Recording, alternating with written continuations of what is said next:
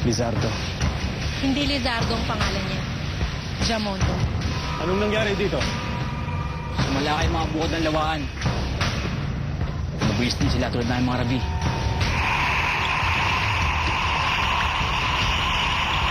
Gusto ni Jamondo na babaeng maging anak niya. Dahil sinasabi ito raw ay nakatakdang mapangasawa ng lihinan. Walang pinagkalayo ka, Lizardo. Bakit di natin salakayin ng lawaan? Nagiging tinik na sa mga lalamunan natin ang mga bukod na yan. Dahan-dahan lang, David. Huwag mo na kayong umalas pa kay Usap. Kailangan namin ng tulong niyo. Tulungan mo kami patayin si Jamondo.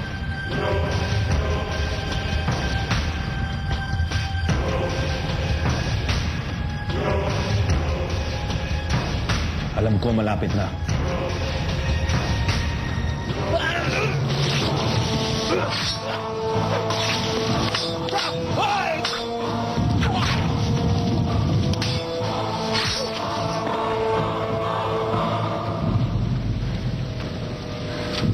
Thank you, Lord. Ito na yata yung palabas.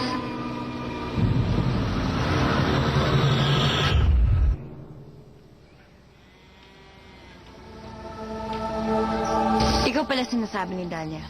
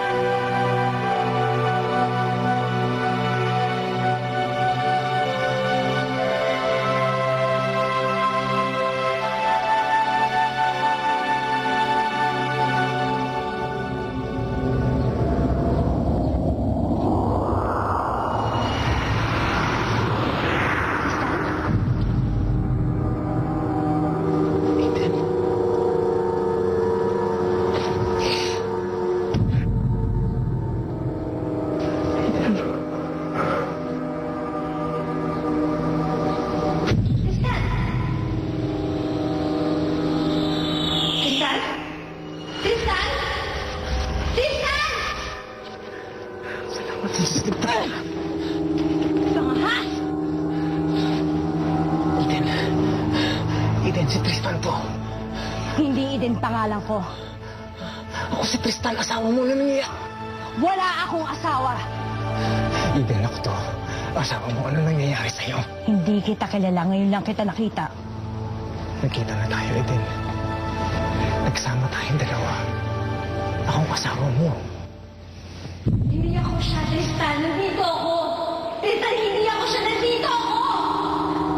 Hindi Eden pangalan ko. Eden, ako si Tristan. Asawa mo. Wala akong asawa. Ano nangyayari sa'yo? Hindi mo ko nakikilala akong asawa mo, Eden. Isa pang salita, lalaslasin ko lalamunan mo. Ramya, wag! Ano nangyayari dito?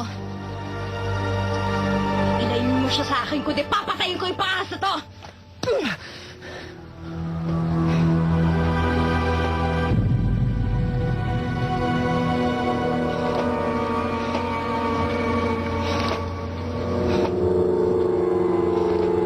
Hindi niya ako nakikilala. Magkakilala kayo? Oo. Hindi! Ikaw ang asawa ko. Siyang dahilan kung bakit ako nandito. Siya si Eden. Asawa ko. Tristan, hindi ako siya. Nandito ako! Imposible! Tristan, magkasama na kami ni Carmen simula pa pagkabata. Imposibleng siya ang hinahanap mo. Nagkamukha sila. Tama si Violeta Golda. Lahat dito nagkukuble.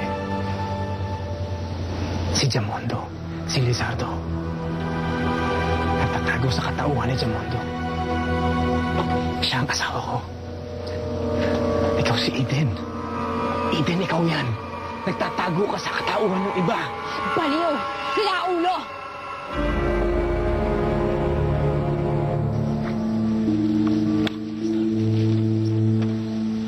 Ano problema, Calyptus? Sinalakay na ni Jamundo ang ipil ng isang araw. Lumubos ang mga bayan-bayan ng Aragway. Kung ganon, kamagong at lawaan na lang ang titira. Kinakailangan na natin makialam. kinakailangan ng makialam ng mga engkanto. Kung papayag ang mga Violeta. Yan ba, Dahlia? Yan ba yung pinagmamalaki mong tutulong sa atin sa paglaban kay Jamondo? Magaling siya, Kamya. Malakas, maliksi at matapang. Sira ulo. Hindi ako baliw. Anong ginawa mo sa akin kanina? Kung hindi ka baliw, mapangahas ka. Kawalang paggalang sa aming mga babae. Kamya, nagkamali na siguro si Tristan. Tristan, aminin mo na nagkamali ka ng pagkakilala kay Kamya. Hindi ako nagkakamali. Siya ang asawa ko. Ikaw si Eden. Baliw! Eden, hindi ako nababaliw. Kung totoo man nababaliw ako, kakahanap sa'yo. Kahit ano pa nangyari sa'yo, asawa pa rin kita, Eden. Tama na, Kamya! Magnolia, samahan mo na si Tristan sa kubol niya. Sige na! Eden. Ika na.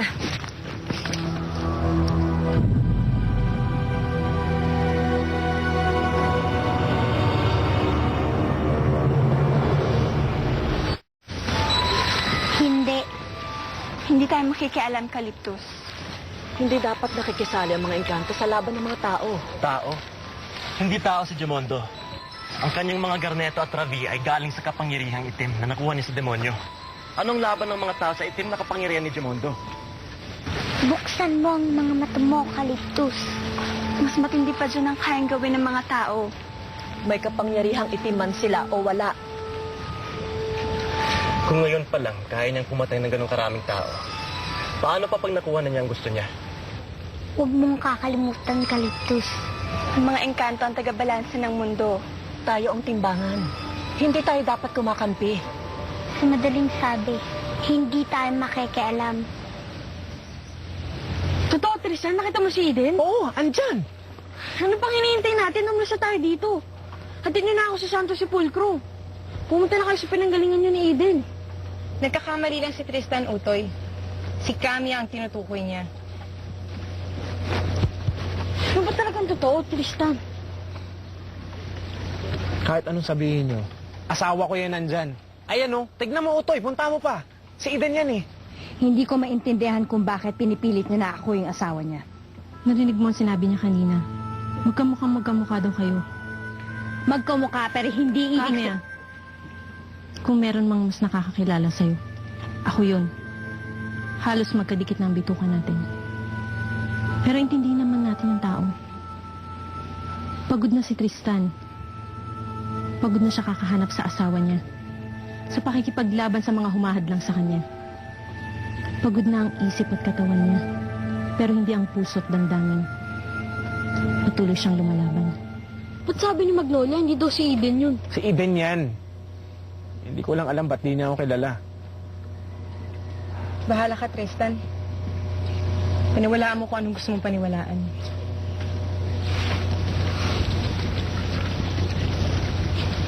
Kamya, bilang kaibigan at kapatid sa turing, ako na nakikiusap sa'yo.